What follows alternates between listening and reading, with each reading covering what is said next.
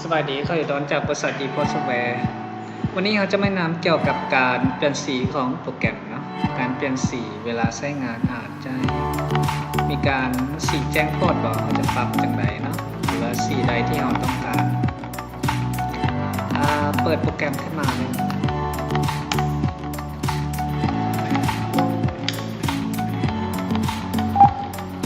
ไปที่เครื่องมือเนาะ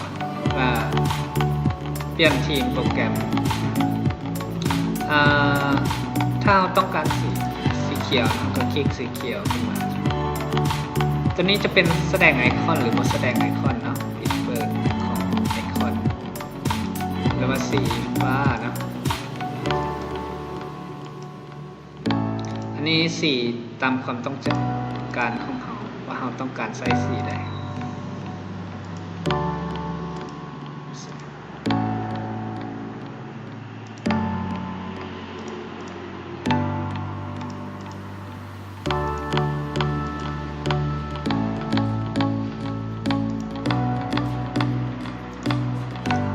สี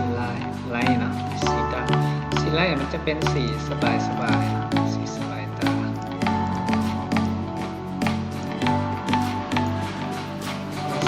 สีดำเป็นสีดำเนาะ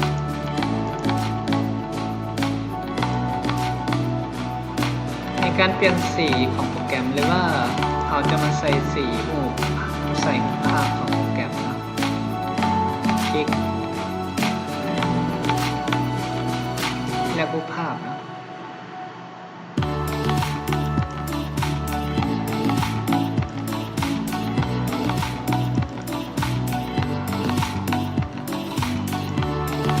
รูปภาพดีไซน์ดีไซน์โอเคเข้ามา